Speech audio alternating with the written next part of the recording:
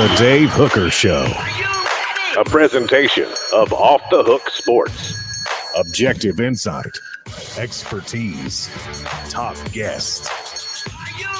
Available on YouTube, Apple, Spotify, and the Off the Hook Sports app. Download now for free. Also available on offthehooksports.com. I compute and obey. Now to Dave Hooker. Ready. Welcome to the program, just hours away from game day, so a lot going on. He's Calhoun. I'm Dave Hooker. Each and every Thursday, we are joined by Josh Ward of the Sports Animals, so we love that. And Josh with a fantastic piece concerning the most impactful Vols of this upcoming 2023 season. Also, a breakdown of the secondary, and has one of Tennessee's defensive backs found a home. And college football, the college football playoff, that is, has said no changes to the format until the realignment dust settles. I guess that means that the Pac-3 will still get somebody in. Week 1 picks and bets brought to you by Zen Sports. And we've got a lot to get to on the program. So, Calhoun, how are you, sir, as we get going in a game week? Oh, I'm super psyched. Week 1 starts today. Florida, Utah tonight. Dave loves how hard Utah plays. It warms his heart. So it's the worst compliment ever. And I'll say this about Brent Hubbs, who I love to death. Brent, I remember told me a story. He said about John Ward, because Brent was very young at the time. He started working for the Vol Network, and somebody asked John about Brent. He goes, "He tries very hard." And that, when you say somebody's really likable or tries very hard, that's not the greatest compliment. Now, Brent is one of the best journalists in the biz now. This was way back in the mid 1990s. But when you say he tries very hard or he's very likable, like Trey Lance, that basically means that you're lacking in some other categories. So we'll see if like when your girlfriend says you try really hard, that's not something you want to hear. That's the worst. That's worse than John Ward saying it. If your girlfriend says he tries very hard, he does put in the work, but you don't want to hear the rest of that statement. You don't want to hear it after but. So we've got a lot going on. Again, Josh Ward of the Sports Animal will join us. So this one a little bit surprising to me. And I ask you today's tough question. It's brought to you by Andy Mason of AndyMasonRealEstate.com. Today's tough question. Take a side. Take a stand. The Dave Hooker Show. A presentation of offthehooksports.com. Tennessee number 16 in overall talent, according to 247 Sports. And when I first saw that, I thought, man, that seems a little bit low. But I told Caleb at our 3:45 a.m. production meeting, I said, don't tell me what you think, because we might disagree on this. So let's do the porridge question. And that is today's tough question, brought to you by Andy Mason Real Estate. Go to AndyMasonRealEstate.com. Best service prices in the biz in East Tennessee, with service for over 40 years there in the Knoxville area. So the porridge question is that too low, too high, or just about right? What say you, Calhoun? And then we'll go over some of the teams right in front of the Vols and just behind the Vols.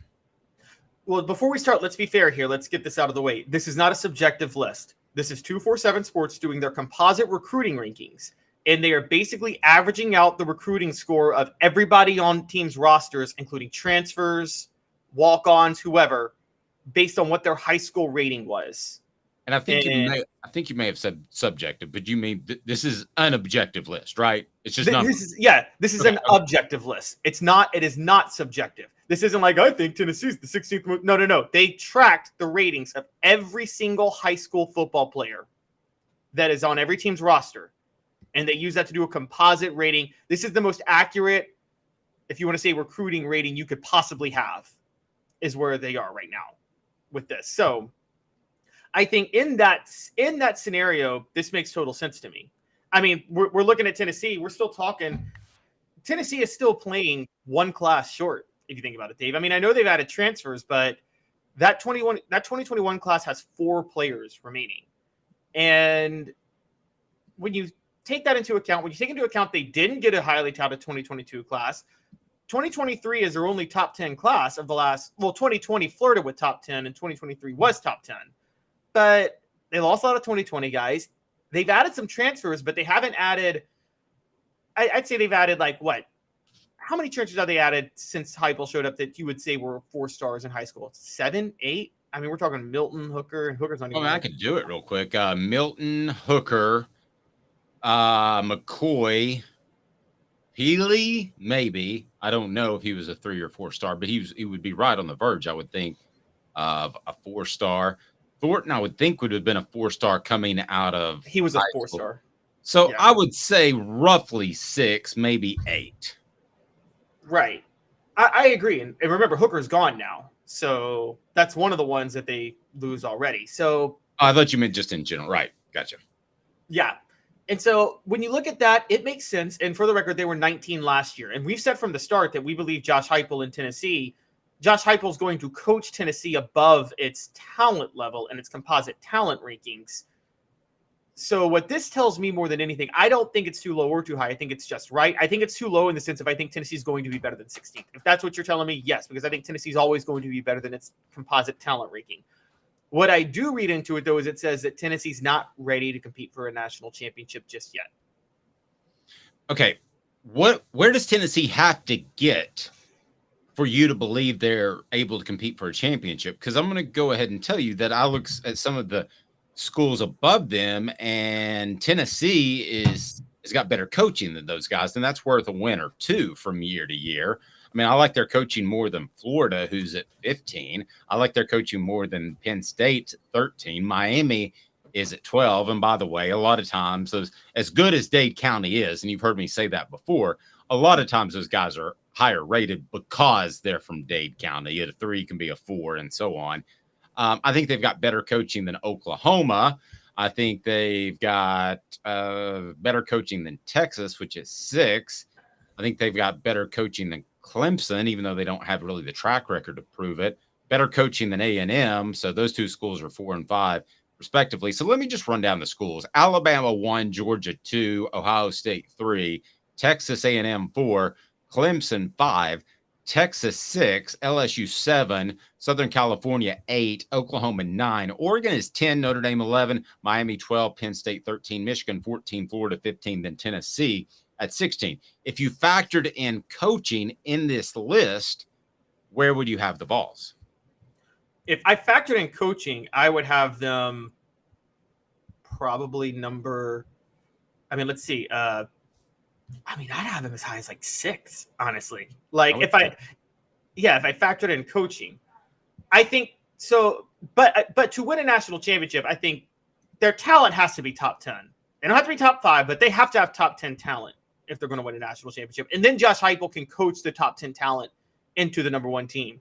I don't think it's possible to coach the 16th ranked team talent-wise into the number 1 team. I don't think that's humanly possible. Okay, but we also have to look at this, too, of some of these guys, and we always talk about this in the NFL draft. There are more 3 stars than 5 stars. Well, there are more 3 stars overall. But what about not just scheme, but coaching up guys? Because Jalen Hyatt was a 3-star guy. That's not a 3-star talent. That was just a bad grade. He was fringe 4-star. He was a 4-star on Rivals. Okay, well, but he was a 3-star according to the composite, and he comes out of a weird place. So how much of that is coaching guys up? Not just scheme, coaching guys up. Coaching guys up does matter. I've said that for a long time. People have mistaken for a long time scheme versus coaching guys up, and I think there is a difference. I don't know if David Cutcliffe was the best schematic coach, but there was nobody better at coaching you up than preparing you for the NFL. Are we sure that Heupel coach? We're still not sure of this, though. Are we sure Heupel coaches guys up? And when I mean coaches them up, they will be great in the NFL, or does he just coach them up well for their scheme in college? Look, we talk about the quarterback 3-step drops in the Heupel system. That's not the type of dropbacks you're going to be doing in the NFL. Well, they're not going to be from the shotgun 99% of the time either. But Alontae Taylor, I think, is proof. I mean, ask me this question in a year, and I can give you a definitive answer. When we see what Byron Young, Hendon Hooker, Jalen Hyatt, Cedric Tillman, even though he was injured last year, ask me in a year, and I believe I can give you a definitive answer. I'm not going to say, give me one more year, Caleb. I think a year from now, we'll know if he coaches them up for the pros. But in terms of winning a championship, that doesn't really matter. No, you're right. It doesn't. It matters about coaching them up for the scheme. But at that point, I still think it still comes down to the scheme. I don't think, again, you've covered recruiting enough to know this yourself, Dave. Like, you can only coach up so much. I mean, how many teams win national championships without 3 top 10 classes in 4 years? I don't think anybody does. Nobody. And Oregon's proof of that. They couldn't get the War Daddies in the middle, and they could get there, but there was only so much coaching. You can run people all over the place if you're Chip Kelly, and you can do different things. And if you're Brian Kelly, you can get Notre Dame to the college football playoff. But can you really win a championship? No, not unless you have elite talent. So but as far as where they stand at 16 and the numbers that we're dealing with currently, let's play with those for a while. So you've got Florida at 15. Would you trade Tennessee's roster for Florida's right now? Right now, would I trade Tennessee? Always thinking. No, because of the quarterback situation. I don't think Josh Heupel could. Graham Mertz would be horrible with Josh Heupel. Yeah, I actually thought you'd jump on that one quicker. I thought the quarterback's the difference. So if they're that close, I'd rather have 2 quarterbacks that I think can play than a bunch that I think can't. Michigan, Penn State at 13 and 14. Watched them both play a lot last year.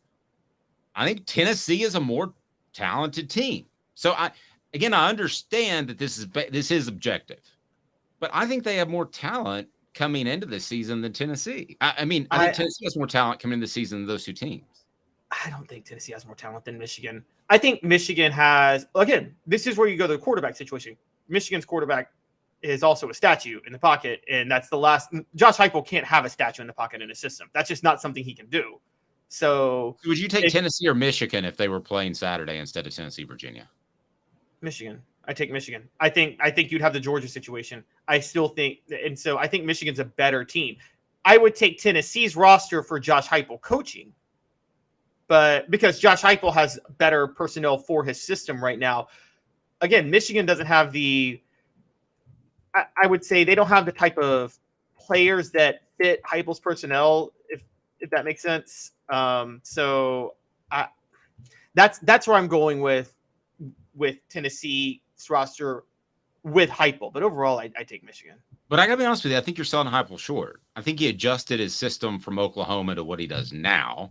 And I also believe that he's going to have to adjust his system slightly from Hooker to Milton. I don't think they throw the same balls equally as well.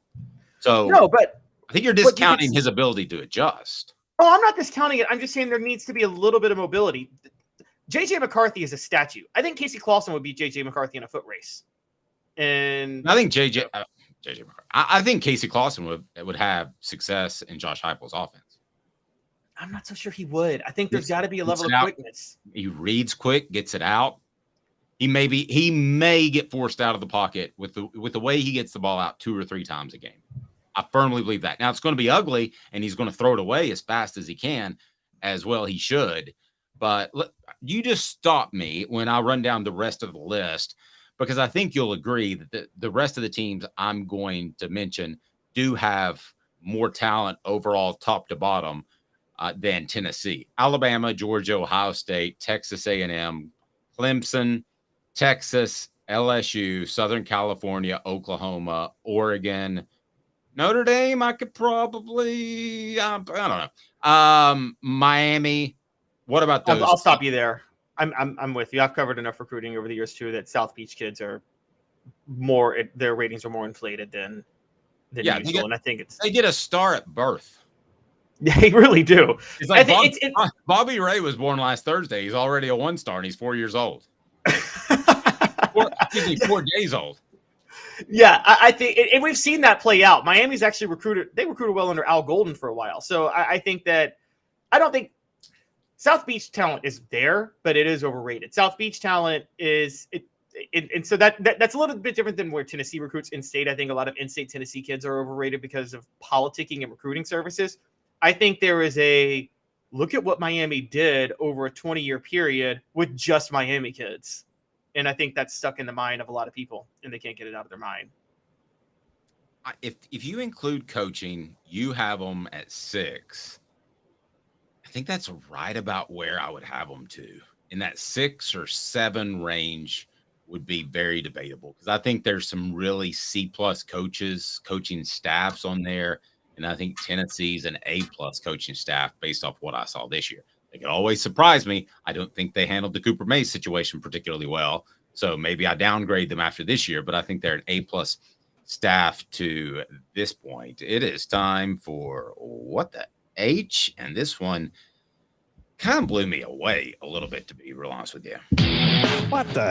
What was he thinking? Release hounds. The Dave Hooker Show. Keep cool. A presentation of offthehooksports.com. So sometimes we pull stuff from other places. Other times, Caleb has, or I have, what we think's a good idea.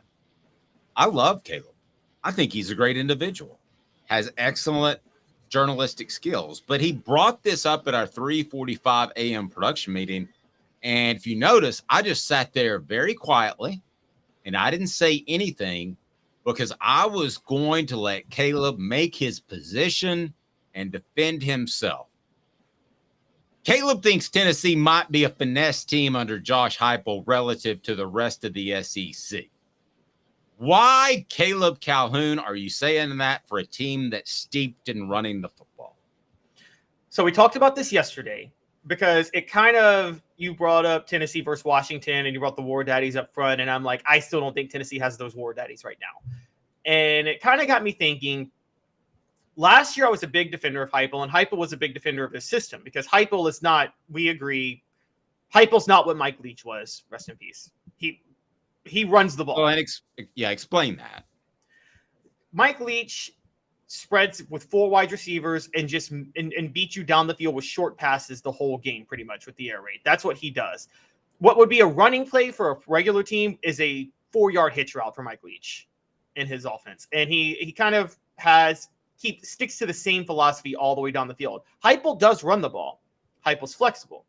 His play calling is good. So I'm actually not talking about his system here. And I want to be clear on that. I'm not attacking Josh Heupel's system.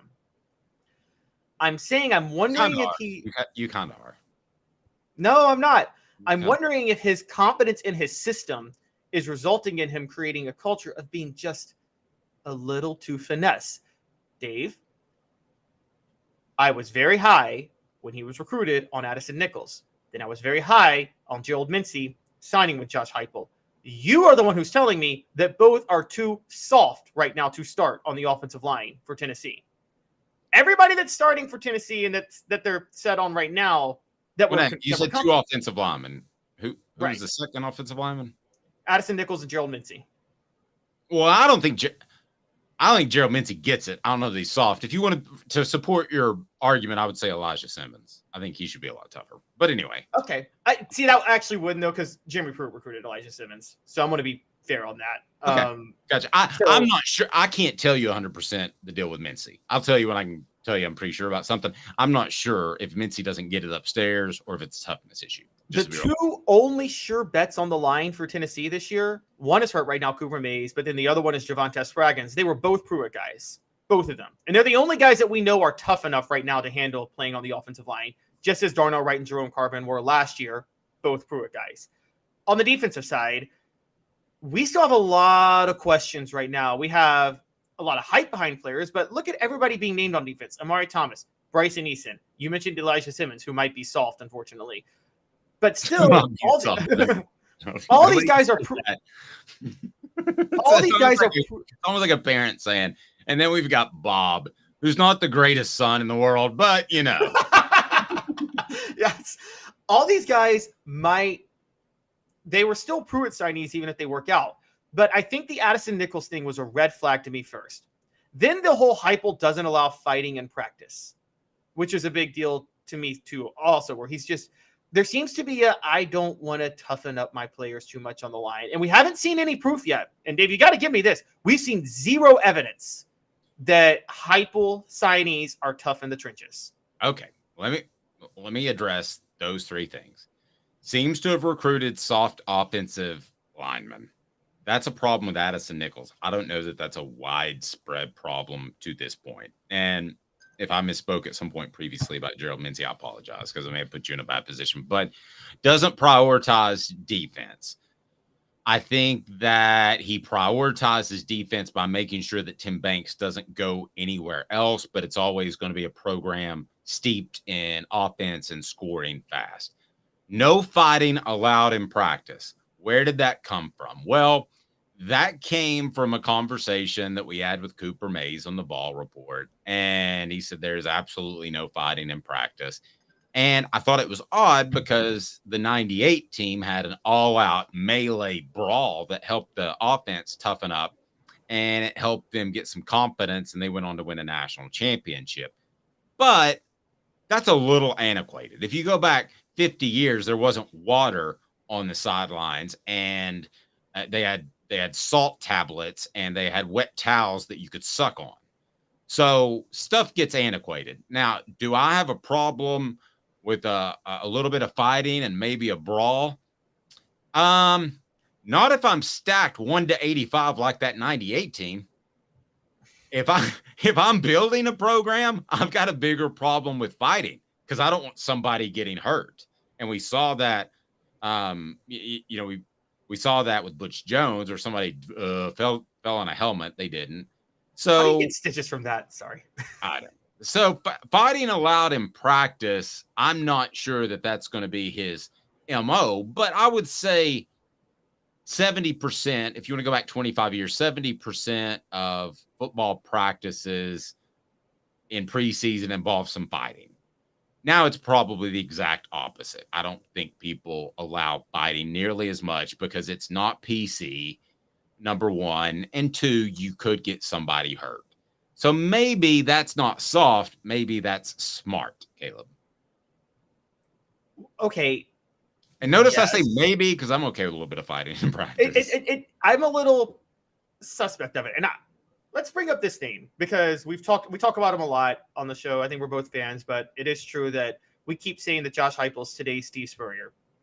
Dave, let's be honest. In the 90s, Florida got exposed being finesse in a lot of games because of Steve Spurrier's system, didn't they? I mean, let's just plug in that Nebraska national title game in 95. I would strongly disagree with that as a whole. I thought they ran the football. I thought they were tough on defense. That one game I'll give you, but I thought for the most part that was very Heupel-like in that, yes, they would pass early, but then they would run it down your throat late. But there's a reason Spurrier only got one national title, and he backed into that national title, by the way. True, but I think it was his ego.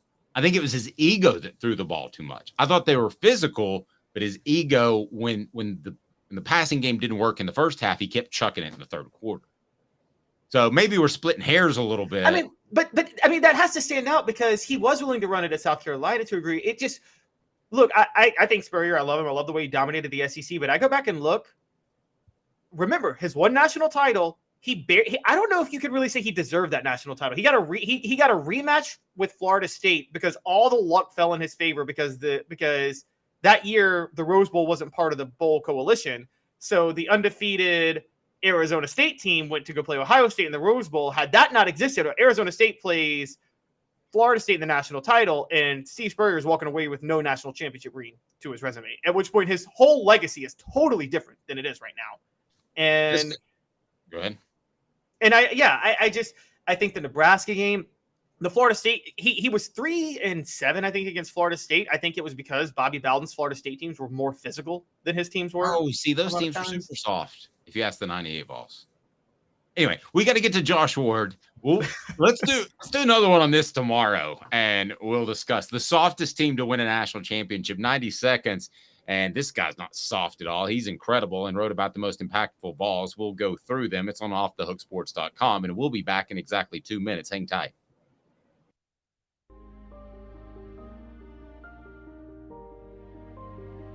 Our family has been creating one-of-a-kind pieces of jewelry in West Knoxville since 1986.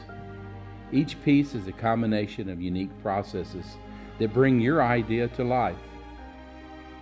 Every day in our shop, a truly special item with a story all its own is being manufactured in our facility, bringing the history and family sentiment into a whole new generation of life. We are grateful that you chose us to be Knoxville's best jeweler, a title that we value and respect. Because to me, being a jeweler and owning a jewelry store are not the same thing. I'm Rick Terry. I'm a jeweler, and we want to be your jeweler. Kingston Pike and Campbell Station Road in the heart of Farragut, and downtown on Gay Street right next to the Tennessee Theater. Hi, Mike Davis here with City Heating and Air, reminding you to always dare to compare.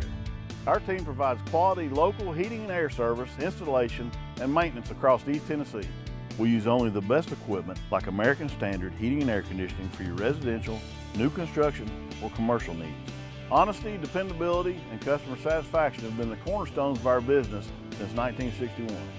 City Heat and Air. Dare to compare.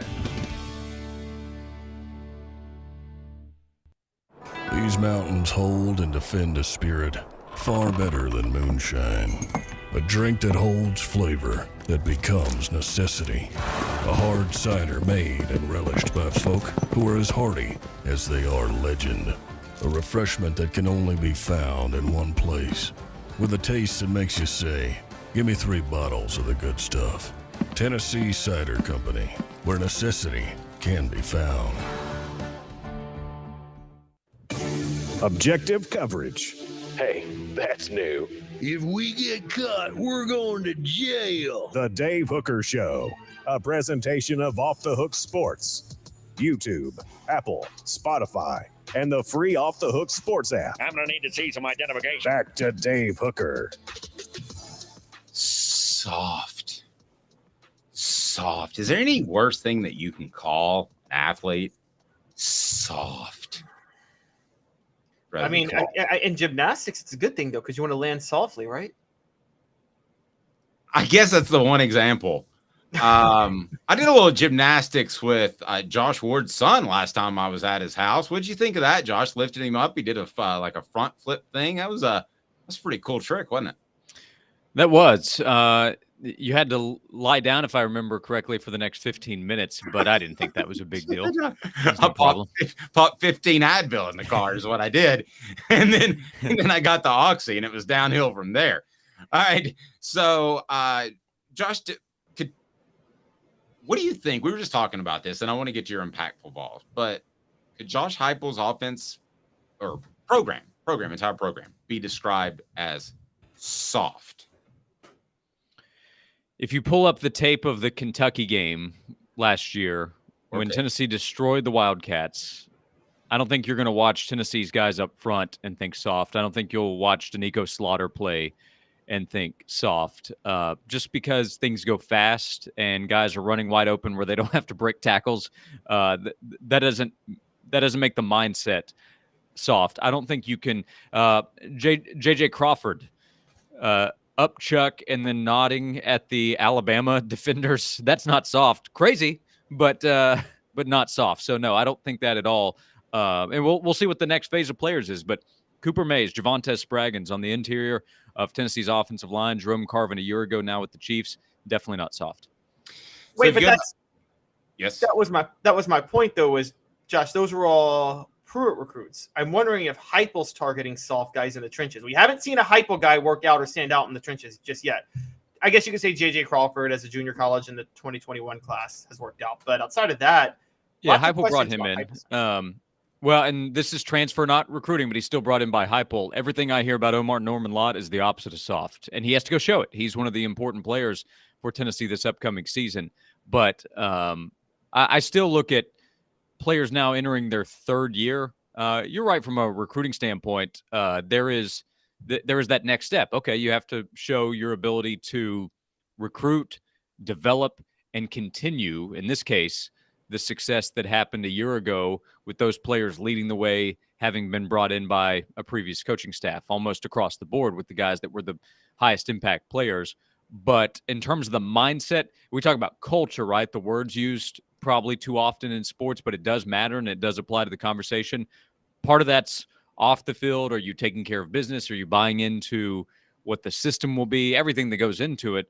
But that is how you perform on the field. And I just don't think Tennessee could have done what it did last year without toughening up, because they didn't show a tough mindset a couple of years ago when things got tough.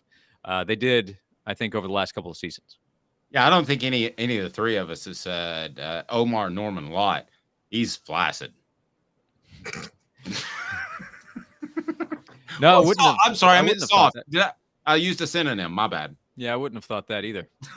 You've never said that on the radio, correct? But Josh, as you know, that Dave likes players who try really hard. He said that earlier yesterday on our show. He said that he loves Utah because even though their defensive linemen are undersized, they try really hard. I hate it when somebody says they try really hard. It means you're not any good. I mean, if you try really hard, you're not any good. Unless they say you're really good and he has a great work ethic, then that's something different. Let's get to Josh's column. It's the 10 most impactful balls on Off the Hook Sports, and that leads us to 4 Downs. It's brought to you by Campbell, Cunningham, Taylor, and Hahn. 4 Downs. 4 questions. 4 answers. The Dave Hooker Show. 4 Downs. A presentation of offthehooksports.com.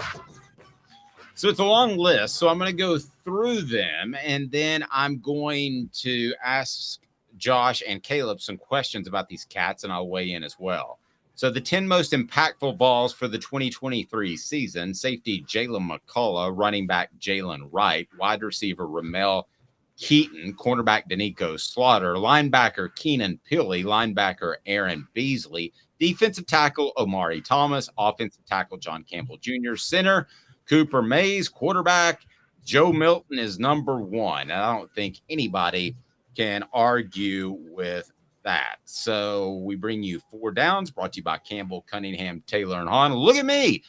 No contacts, no glasses. I can see near and far. They can handle your cataract or LASIK surgery, which I got, and it's local, and it's phenomenal. You'll love Campbell, Cunningham, Taylor, and Hahn there on Weisgarber in West Knoxville. So let's get to it. Cooper Mays is going to help us get through this. We always love visiting with Cooper. Not so much now because he's not in the best of mood from week to week because he's hurt. But Cooper, what should people do? Cooper Mays here. Hit like and subscribe. Get better, Coop. We're rooting for you. What down? Coop here. First down. All right, Josh, let me ask you this.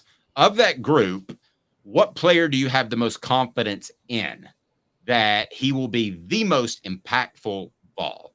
Not that they need, but you have the most confidence he'll be the dude. And then Caleb, I'll ask you the same question. Most confidence in. I'm going to go Amari Thomas just ahead of Aaron Beasley. I have a lot of confidence in both of those players. I thought Amari Thomas was a good player for Tennessee a year ago, showed the progress that he was expected to make in his second season playing for Rodney Garner. And now I think he can be one of the top interior defensive linemen in the SEC. I think a year from now, Amari can be an NFL player. I'm really just having to choose one here. I could have said Beasley and had the same level of confidence.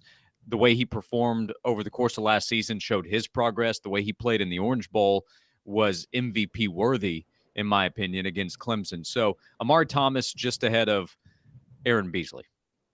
Caleb? Well, Josh stole mine, but I got another one, so it's okay. Which is I thought you thought Aaron Beasley was going to fall flat on his face this year.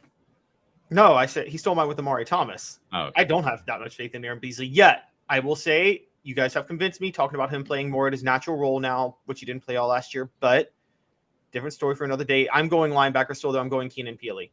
I think Keenan Pili is a much more natural fit at middle linebacker than Beasley or Jeremy Banks was last year. Tennessee didn't really have a middle linebacker, so I think Keenan Pili is just – I mean, that was probably the best plug-and-play addition they got in the offseason through the transfer portal, bar none. I got a tie, receiver Ramel Keaton and Omari Thomas, because they've done it before. So yeah. I would have a tie between those two guys as impactful balls. even though, Josh, I don't think he's going to be the most impactful receiver, but as far as confidence, I think he's going to be there in what he does. Yeah, Keaton is an interesting one on the list. I could have written Brew McCoy there. I could have put Dante Thornton. If I chose Squirrel White, I think a lot of people would have nodded their head. I chose Ramel because I am sure that he's going to have a big season. I think he's a player that we talk about as a breakout candidate sometimes this season when he already broke out last year. I think because of the excitement with the other players, which is understandable, it's easy to kind of forget Ramel's big catch against Florida and his big catch against Alabama. He caught that first pass on the 2 plays that they needed to complete to set up the field goal to beat Alabama. There was the connection with Joe Milton. I don't know who Tennessee's top receiver is going to be this season. We might get to the end of the year and not know who it is based on results kind of being spread out. But I'm very bullish on Ramel Keaton. I don't think he's gotten enough attention. Everybody's gotten some attention, especially at receiver in this offense during the offseason. But I think Keaton deserves more attention. That's why I put him on the list. Least confident. Which down, Coop? Cooper Mays here. Second down. Thank you. Least confident, Josh, out of that group. The guy listed first, Jalen McCullough. He's played a lot. He came in as a very highly touted player. Tennessee brought in other defensive backs. They've had other guys work at safety to try to push. McCullough, it appears, has held on to a starting position, but he needs to play at a higher level this year. He knows that. The coaches know that. Teammates that are competing with him for playing time know that. So how Tennessee plays at safety this year is still going to be a big part of how Tennessee performs as a defense. So McCullough is on the list of impactful players because that could go one way or the other. Caleb, I would actually go Aaron Beasley just because I'm not basing it off one game against Clemson. So I think he'll have a good year. I think Josh picked 10 great guys. There's really nobody here I have no confidence in, but that would be my least. Let's get to your least before we get to 3rd and 4th down. I'm going to go to Nico Slaughter. I know there's a lot of hype behind what he can do, but I watched him play last year. So that's enough for me to say. If you want to read about the guy that Caleb has no confidence in, I wrote about it this morning. So check it out on I do this crazy thing where I actually believe in film on the field. So yeah, this crazy thing where you just rip my stuff all the time. All right. Go ahead, Josh. You're about to say something. Yeah, way to slaughter the interest in that piece that Dave wrote. Captain Dad joke. Here we go. Tennessee center Cooper Mays here. 3rd down. Of that group, and I mean college NFL, biggest upside, Josh. Biggest upside? I'll go Joe. I will too. Yeah, I think there are a few guys that are eligible in that conversation. Like Jalen Wright could be an all-SEC running back this year. I love what he might be able to do in this offense. I also recognize it's a position where things will be split up and there's injury potential too. But I mean, Joe Milton's upside is Heisman. So I'll go Joe Milton. He's Richardson-like, Caleb, and Anthony Richardson. We can knock him all we want to in college, but he's locked down a starting job in the NFL. That's where the NFL is moving. So I would say biggest upside would be Milton. You? It's hard for me to argue that, but I'm going to be a little avant-garde on this one and just say John Campbell Jr., just because the coaches plugged him in at left tackle immediately. And I know I do feel like maybe they wanted him to win the job, so they helped him win the job, but it just seemed for him to so quickly pick up that job kind of stands out to me coming from Miami. So I think there's some raw talent there that maybe we're missing, and maybe we'll see it on the field this year. And only Josh can convert on this down. Cooper Mays here. 2nd down. Who didn't make the cut? Second down? I think it's 4th down there, Center Cooper Mays here. 4th down. Stupid machine. It wasn't my fault. Josh Davis, basically, I tell him no all the time. He's the ref in the Missouri-Colorado game in 1990. He does All SEC center Cooper Mays here. 4th down. Say it again, Coop. Cooper Mays here. Hit like and subscribe. Who didn't make the cut? Who didn't make the cut? Omar Norman Lott was one of them because I said, okay, well, I've got Amari. Am I going to put 2 interior defensive line? I listed him along with Bryson Eason as that group is something to be excited about. So Omar would be in that 11 to 15 range, and then pick your guy on the edge. I didn't put a guy on the edge because I wasn't really sure. Do I go Tyler Barron? Do I go Roman Harrison, who's listed as a starter? Do I take a shot at like Joshua Josephs? But then that's a positive. I don't think that's a negative. So if so, then that would be really good for the defense. I think it's more of a collective effort that needs to help Tennessee, where you're talking about 4 or 5 guys that can be somewhat equally disruptive. All right, so we did a little. Josh, if you could only see what your face froze, it looked like what you froze for a second. And if you could only see what your face looked like when you froze right there, it was beautiful. Oh, I don't doubt that part. we had a little boo-boo there, so I think that everybody got what Josh had to say. But we do have a poll essentially about Tennessee's probably most important unit, and that is the defensive backfield. I mean, they have to get better there. So let's go through that right now, and it's on offthehooksports.com, and it's a secondary breakdown. So Josh, I asked 2 questions of everybody that contributes to the website. You, Jimmy Himes, John Adams didn't respond, but that's not a shock. The Hall of Famer. Yeah, that's right. Is he a Hall of Famer? I think he's going to the Knoxville Hall of Fame tonight. Is that right? Yeah, I think so. That's the intel I have. He didn't mention it. All right. Is it the Knoxville Sports Hall of Fame or Sports Writers Hall of Fame? The Greater Knoxville Sports Hall of Fame. Grant Williams, the guest speaker this year, big time. Oh, nice. Went from signing the Alien and Sedition Acts as president to going into the Hall of Fame as a journalist. Gotta love his transition over 200 years. All right, so Josh, I asked this question, and that was the most improved ball in the defensive backfield, and who will we say is the best overall? So who did you go with? Most improved, I went Kamal Hadden. He has the same talent we discussed a year ago. He's had to battle injuries. He did last year. He has had to recently again. That was part of my holdup. But last year didn't go how he hoped. The South Carolina game was a disaster, and I think that caused his stock to drop. He kind of saw his name leave conversations talking about the corner position this year in the defensive backfield, but he still has a lot of ability. So if healthy, most improved, I think, will be Kamal Hadden. Okay, if you can add his picks in there, I just texted them to you because I forgot Josh after our 3:45 a.m. production meeting. We've got everybody up there but Josh. So if you see that, don't think I was trying to stick it to you. All right, so I'll tell you who I went with. Jimmy Himes went with most improved. He said either Christian Charles or Jordan Thomas.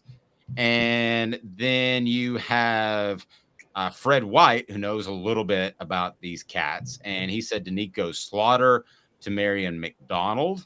And I'm trying to think if I've left anybody out. Now let's get to Caleb Calhoun. Who were your 2? Well, I do have to point out that since you mentioned Kamal Hadden, I spoke with Jaru by text earlier today because we're teasing this now. Dave and I are going to do a How You Living segment in the coming weeks about athletes who did stuff stupid the previous week's games. And the first thing Jaru thought of was like when Kamal Hadden talked all that trash against South Carolina and then didn't make a single stop. Fair. By the way, that was not the concept of that bit at all, but we'll go with that. Go ahead. Who are your guys? But my guys I'm actually with Fred White, and I know I said I had the least confidence in him on the last segment, but I do think Danico Slaughter will end up being the most improved. I just said least confidence because I can't be sure about that. But the best, I think, is Wesley Walker. And Josh, I don't know if you know this. I shocked Jimmy Hyams with this stat last week. Did you know Wesley Walker has the highest PFF grade of any returning safety in the SEC? I did know that. Yes. I was a little confused because I feel like he should have had to play more there to be eligible for it. But yes, I did know that. I thought last year he would make a big impact on Tennessee's defense and just didn't get the snaps that I felt like he deserved, and still continued to keep that feeling at the end of the season. So that's a good pick, I think, with Walker, because he came in with a lot of experience at Georgia Tech. I recognize it's Georgia Tech, but more experience and more success probably than a number of his teammates. Telling you guys, I see the flashes from Danico Slaughter, the way he flips his hips and his explosiveness. And I remember Josh saying to me one time, man, I've never been around anybody that has an eye for football like you do. And I said, thank you, Josh. You try very hard. Well, that's true, but you didn't see Al Wilson standing behind you when I said that. So I said, right, if you could please step aside. I was trying to have a conversation here. And then Al goes, bleep you both, get out of the bleeping way. Yeah. I don't think Al needs me to move anybody for him, to be clear. I stepped over, but Danico was also my pick for for best. So most improved was Kamal Hadden, and then Danico was my pick for best defensive back for the Vols this fall.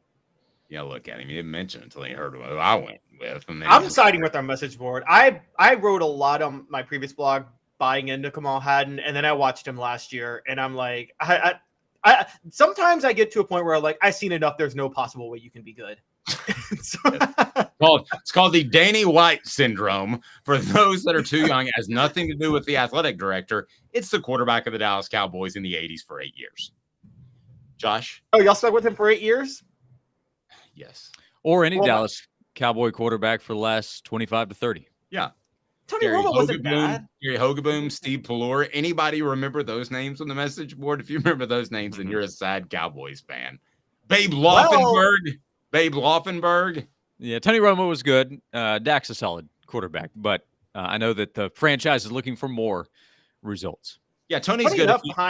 Tony Romo is great if you need somebody to practice their Heimlich maneuver. Because he's choking all the time. Oh my gosh. Pretty good. First of all, he did convert the pass to Des Bryant. That was a catch. That was a beautiful throw. It's not his fault that he got robbed on that play.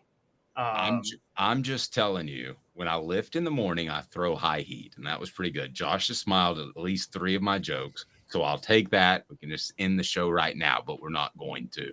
Josh, you're on from noon to 3 on the Sports Animal. Follow him at Josh_Ward. Great stuff as always. I was really impressed with that piece, and thank you so much. We love you being a part of what we do. Yeah, I appreciate it. There were more players to try to consider than if you would ask me to do this a year ago or definitely 2 years ago. You know, when Josh Heupel said the roster is dramatically different, I do think you could go 11 through 20 and still talk about high-impact players. So that tells you the potential there, but some pieces need to come together. Some of them are question marks, and they need to be answered pretty early in the season. You know what's funny? Jalen Hyatt doesn't make this list a year ago. I don't think so. No, and that's an example. And this was brought up to us on the radio this week. I mean, it's true, and I think we talked about it earlier in the summer, but it's worth remembering. A year ago, there was a lot of excitement about how good Darnell Wright could be. But a year ago, nobody was saying he might be the best tackle in the country. He might be a top 10 pick in the NFL draft. That wasn't the conversation a year ago. He went out and had the season that he did. So to Caleb's point about John Campbell Jr., a lot of talk about how well he's done since he arrived. Jacob Warren was talking him up earlier this week. So, yeah, there will be some players that by the end of the season we say, you know what, did more than we expected. Yeah, I will say this from a very good source. I had a guy tell me that Darnell Wright was super special before the season last year. So I was a little bit early on that bandwagon. Mm-hmm. The guy he picked this year, just for the record, Dylan Sampson, to take that next huge monster leap. Okay. Yeah. And yeah, right. Also, Darnell was a former 5-star guy who had been a solid player the year before, and his upside was obvious. He was such an important player for the team last year, but he still had to prove it. Just like Jalen Hyatt still had to prove that he could be a big, consistent touchdown scorer, and boy, he proved that. Okay, so Rocky Top Tom, hold on just a second, Caleb. Rocky Top Tom wants this question asked, so I'm going to go ahead and put it up. Aside from any quarterbacks, which current UT player do you pick to build a team around 100 bonus points for picking a defenseman? You all just hit this one around, and he wanted Josh's answer before he leaves. I'm going to go ahead and steal the best one. It's Al Wilson. Oh, this is all-time Tennessee player that you would build around. Yes, I think. Well, it's going to be. Yeah, it is now. Yeah, that makes more sense. He literally says current, guys. He says current? Yeah. Which current UT player? Yeah. Oh, well, there's not one that's not on Josh's list. Man, it really does feel like 98. If Al's on the team. How about that? I thought it was all time. I tell you what. I can't believe I didn't put Eric Berry on my impact list. Don't you think that he's going to? I didn't see current. Stop making fun of me. I would okay. Current player to build around. I'm going to go offense. Cooper Mays. Defense. Amari Thomas. Keenan Pilley. Okay. Caleb. Fire. Offense. Brew McCoy, I'm sorry, just a rare special weapon to me is Brew McCoy. That's and defense, Josh has to get out of Josh stole it from me, Amari Thomas. I'm with Josh on that. Josh, have a great rest of the week. Enjoy the game. We certainly appreciate it as always. You got it. Thanks a lot, guys. By the way, I was about to go with Doug Atkins, which he should have a huge year. Atkins, yeah, he's a riser. I like a lot. He really knows how to bring it. Well, can Dylan Sampson beat out G. McKeever for the starting job at running back? Thank you. I don't like either of you. Thank you, Josh. Give the ball to Jamal. Josh Ward on the Sports Animal. 90 seconds, and then more of a little bit of a secondary breakdown, but actually college football, the playoff committee has said there will not be any changes to the format until the realignment dust settles. What does that mean for the Vols? 90 seconds with Caleb Calhoun. I'm Dave Hooker. Hit that like and subscribe button. Turn your notifications on because we're dropping Celebrate 98 action and a new show that we're going to announce that's coming up that you will absolutely love. He's Caleb. I'm Dave, Off the Hook Sports. Candace, I was really heavy into the drug culture. I was selling drugs. I was just constantly in pain. I was missing like a good support system in my life. Candace has given me everything that I need in order to successfully have a wonderful recovery, in order to have a life that I didn't even know was possible. And it's not just about me anymore, and I love that. I absolutely love it. You can take your life back. Call Cadis today. With all that sun, sand, and salt water, the beach is a very relaxing place. Unless you wear contacts. Ow! Open your eyes to the best the beach has to offer with LASIK vision correction from Campbell Cunningham Laser Center. Ah. Sports Treasures in North Knoxville is one of the South's largest sports cards and memorabilia dealers, featuring over 10 million sports cards from vintage to modern. Sports Treasures carries a full line of hobby boxes, singles, autographed memorabilia, Tennessee Vol collectibles, fan cave decorations, and so much more. See a museum full of collectibles at Sports Treasures, 4819 North Broadway in Fountain City, and Sports Treasures on Facebook. Sports Treasures, where the real sports fan goes to shop. What's up, everybody? This is Jacob Warren, asking you to like, subscribe, and share. Dave needs this. You're listening to The Dave Hooker Show, a presentation of OffTheHookSports.com. The internet is full of pictures of each and every one of you.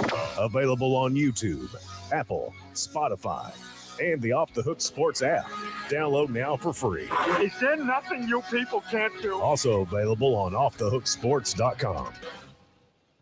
All right, so Tom basically took Caleb Calhoun out behind the woodshed and took him to task because Caleb and to some extent me come up with the topics that we talk about, along with our contributors, John Adams and Jimmy Himes and Josh Ward. But he came up with one that I want to do tomorrow, and I don't want to get caught up on it. But the offensive and defensive player, considering age, that you would most want to build around. Because you wouldn't say Joe Milton because he's got 1 year left. So the offense is kind of pretty easy. But maybe we say other than Nico. We'll workshop this thing. But I'm going to go ahead and give a shout out to my man Smoky Mountain Red. His nickname's probably AC, based on what I'm hearing, given the fact that he's a freshman. So can we do that tomorrow, Caleb? We got stuff to get to today, but can we add that in tomorrow? Sure, that's fine. By the way, shouldn't the shout out be to Rocky Top Tom, not Smoky Mountain Red? Sorry. Well, no, Smoky Mountain Red said my guy, Rocky Top Tom. Oh, okay. I see what you're saying. He came up with the idea. Smoky Mountain Red came up with my guy. Well, I thought of another topic. We have to factor in age. That's fine. Okay. We can. Well, and honestly, I don't factor in age much in a win now league with the transfer portal. I think age is kind of overrated. I'm just going to be the one to tell you. I think age is the most overrated factor. I always thought it was overrated in the NFL. I think the NFL is a win now league, and you take the better player regardless of age. In college, I'm getting that way now too, because I think that within the transfer portal, with how easy it is to reload, I don't really care if I have a guy for 3 years. I want what I can get in 1 year. I'm gonna disagree there. I would take 3 years of an Al Wilson over, let's say, a 1 year greatness of Reggie White, who was not great throughout his career. He was great as last year. I would take 3 years of Al Wilson than 1 year of Reggie White. But anyway, let's do that tomorrow. Getting sidetracked. Fair enough. By the way, just a funny thing, because you were talking about the Cowboys earlier. I thought about this outside of Peyton Manning and Matthew Stafford. Did Quincy Carter have the best NFL career of any SEC East quarterback? We can do that tomorrow. I didn't want to. It's like Quincy Carter, Rex Grossman, or Tim Tebow. One of the three is third. Okay, so the college football playoff comes out and talks to us, which that's nice of them to do. We certainly appreciate that.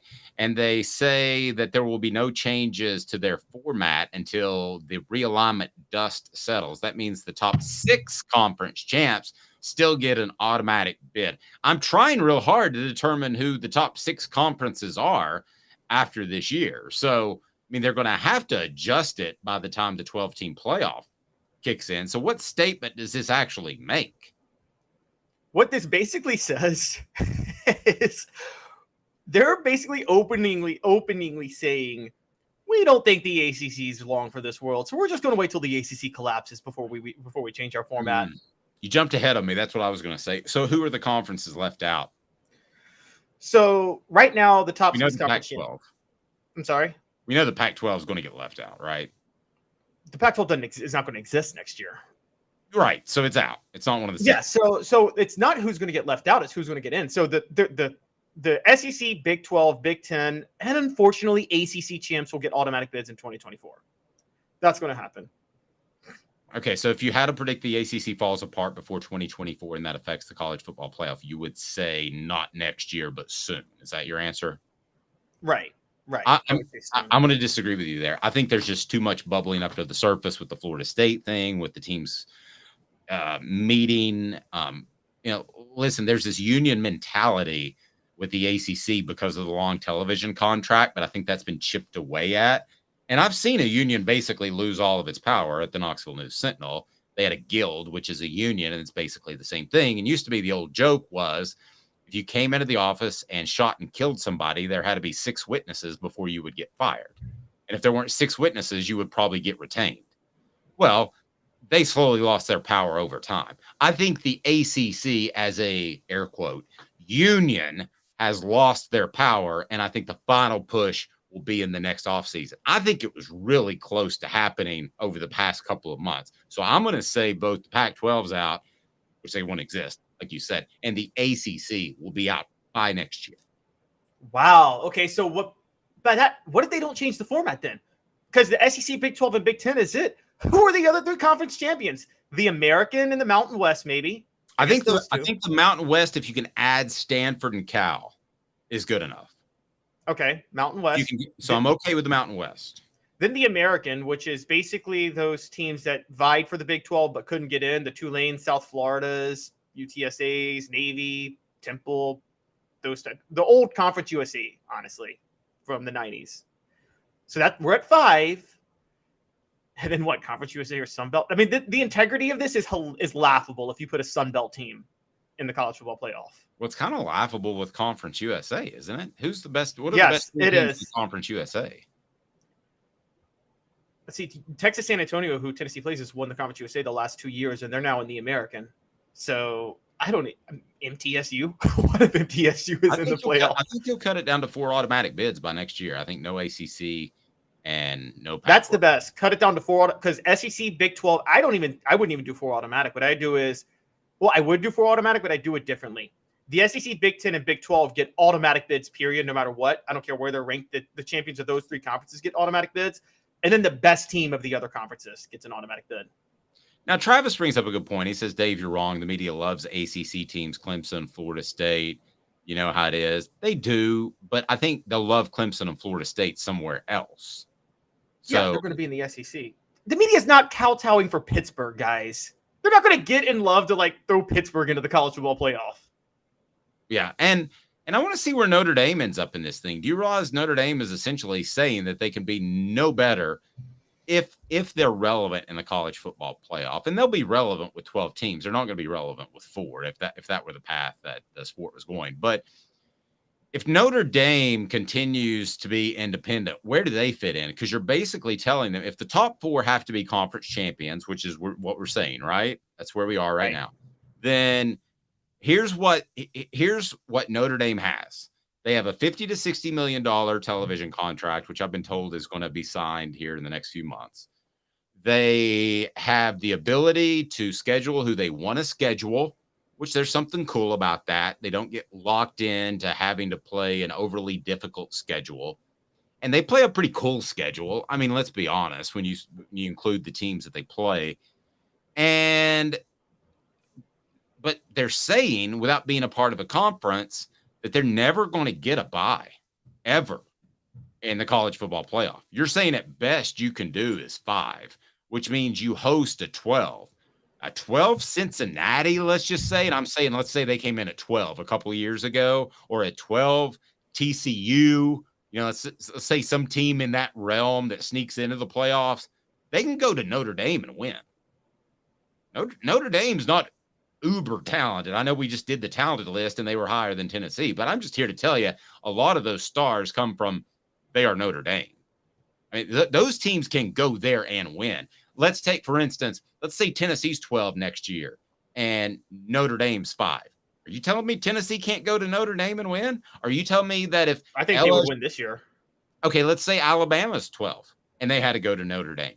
Let's say the third SEC team gets in. The third SEC team can go to Notre Dame and win. Would you agree with that? Totally agree. I mean, they've got to do something or get off the pot, as the saying is. I'm going to go a step further. This contract Notre Dame signs is going to be the last contract they sign before they join a conference. Because here's what's going to happen. I'm sorry?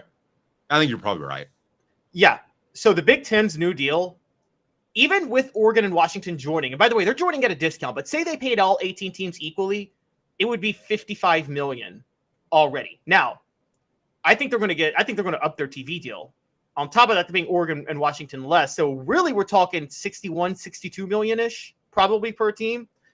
And Notre Dame, you said their contract's going to be 60 million now. So Notre Dame, a direct TV contract, is not getting as much now as Northwestern is playing in the Big Ten, which is crazy. I think the Big Ten has now gotten big enough. And when the SEC does its next round of negotiations in 2035, and by the way, maybe before then, I'm really hoping they do. I think you think they will get out of this contract with ESPN, right, Dave? With the $300 million. There's no way they can keep that going.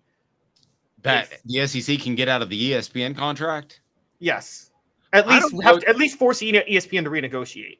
Yeah, probably, but I don't know that they need to. I've been told by some people at the SEC office that now they may be saying this to make themselves look better, that the Big Ten contract, the numbers are actually inflated a little bit. Now, so I don't know. So if that comes back to the pack and we're comparing 300 million to what right now? 1.2 billion or something? Yeah, 300 million to $1 billion per year. Okay. So if we're comparing 300 to 400 million, I don't think that's a big difference either way. And they constantly re-up each other like quarterbacks in the NFL. Yeah. Right now, it looks stupid out of whack, but I don't know that it's going to look stupid out of whack 365 from now. Okay, so 2030, what is it? It'll be 2033 this contract's up. Let's say hypothetically the SEC does get a deal. By that point, I mean, the SEC is going to be, as long as they hold firm and don't let the Big Ten cannibalize them from having so much power and money up until then, the SEC, can you imagine the deal they're going to be able to negotiate TV-wise after what the Big Ten just negotiated? I mean, we're talking they could do – the SEC might have the leverage to go get Notre Dame at that point. But Notre Dame's going to realize they can make more money being in a conference with that TV revenue than what they can on their own. That's finally going to happen. The thing about Notre Dame to the Big Ten, not only are they a better fit in the style of football and the region, is if you're Notre Dame, wouldn't you rather go to the Big Ten and have a rotation of really 2 elite teams and one team that has a couple of years every once in a while, and that's Penn State. So you're Michigan, Ohio State. If you're looking at your biggest rivalries, conference rivals now. Yeah, but if you're looking at the SEC, you've got right now Alabama and Georgia are locks. I mean, that's why I don't think LSU. I don't think that Notre Dame is ever going to go to the SEC. So, because right now, if you look at it, Alabama and Georgia are locks. Georgia's a long time lock. I don't want to look at it in a short span of time period, but I believe that Florida is probably eventually going to be good. They may have to get rid of detail-oriented Billy Napier, that's kind of like he's a really good guy that we talked about earlier in the show. He's detail-oriented. Well, great. He tries hard. Yeah, he tries hard. He tries very hard. I actually don't think Napier's the reason they'll fail, though. I think it's actually there's issues with the program. That's why they're going to fail. Well, I agree, but I just think with the talent, they'll get it cleaned up somehow, like Tennessee did. You know, there's too much going for that program to be non-relevant for a long amount of time. But you may be right, because they were non-relevant before the 90s. Yeah, the thing that's working, and I'll tell you what, if the ACC is able to figure it out, which they won't, but say they do, say Florida State and Miami are just stuck in the ACC until, 2035 or whatever, say this never gets solved, do you realize how good a shape Florida's going to be in at that point with them having revenue that's 3 times as much as the other 2 schools? They're going to recruit the whole state of Florida and have it on lock. I think Billy Napier is the one individual that gets hurt the most if the SEC signs a new big TV deal, if that's somehow renegotiated, because Florida's going to look at him and go, we can do a lot better than that, dude. I mean, he can't even get Jaden Rashada paid, for the love of all that's holy. That wasn't him, though. Come on, that was the NIL. I think I do believe, and we talked to some people at SEC Media Days. The narrative in Florida, at least, seems to be like, from people close to the program, seems to be that Billy Napier isn't the problem. It's the administration and the people and the boosters that are just super disorganized. Let me tell you something, and I'm only slightly exaggerating.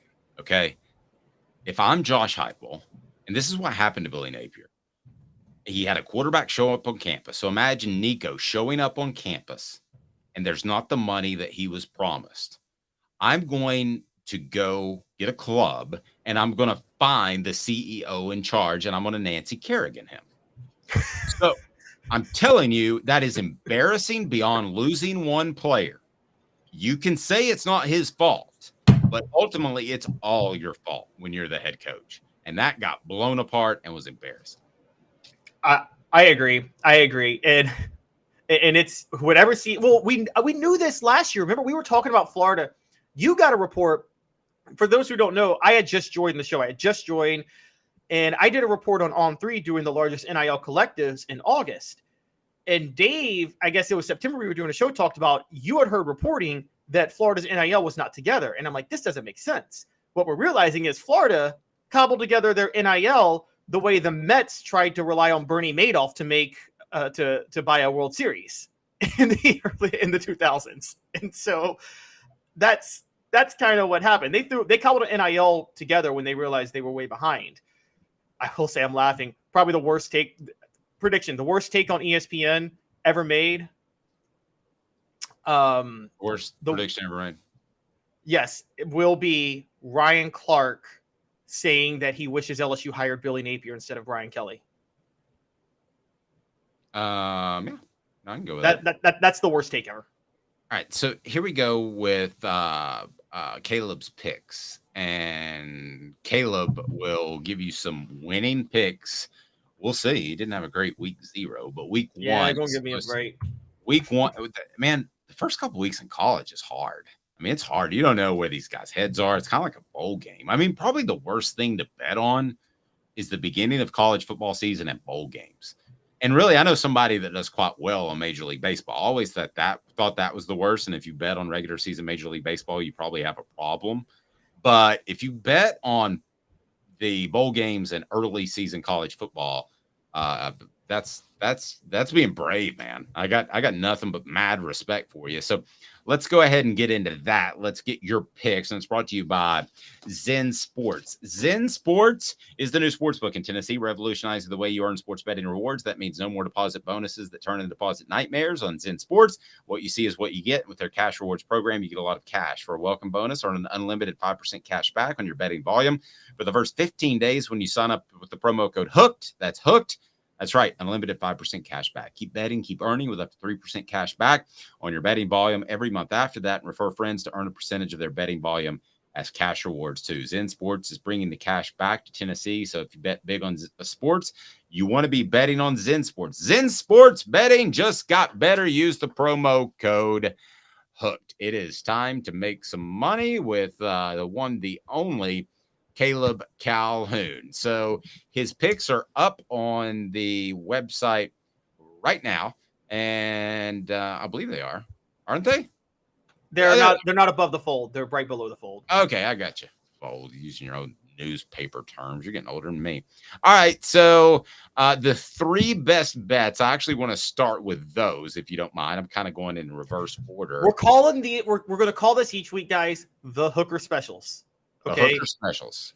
The Menage a Trois, because they're the 3. Yeah, okay? you usually have to pay extra for that, Cotton. Exactly. I wanted to go there. LSU 2.5 points against Florida State. I'm guessing you take Florida State LSU because you don't like Florida State, and I would agree. I would say if you could get an alternate bet for more money, go LSU 7 against Florida State. Honestly, I'm seeing a 2-score win for LSU. I don't know if you think it's. I think they win comfortably. I don't know if you do, Dave, but I think they win pretty comfortably. I do too. Ball State, Kentucky, the under is 49.5. Why do you like that? Because Ball State average, the totals for their games last year was right at 50.5. That's going to be less playing a defense like Kentucky's. And Kentucky, I know they have a new offensive coordinator, and I know they have Devin Leary at quarterback. It's still a Mark Stoops team. It's still ball control and defense. I'm in love with the under in this game. Yeah, I like it as well because I think they're going to go back to more ball control after the great Will Levis experiment exploded in his knee or a big toe. Iowa, Utah State, the under is 43. I mean, don't you always bet the under with Iowa? Okay, let me give you this rundown real quick. Utah State has one of the worst offenses in college football entering this year. Okay. Iowa has a very good defense and also one of the worst offenses in college football entering this year. And Iowa, I don't know if you saw this, Dave, Cade McNamara is not going to play this weekend for Iowa at quarterback. So I'm in love with the under in this game. I'm seeing like 27-0 Iowa. All right, so let's run through some SEC games. Utah 4.5 against Florida. Who do you like that? There. So full disclosure, because we're live, if you guys see this tomorrow. Yeah. So forget about that one.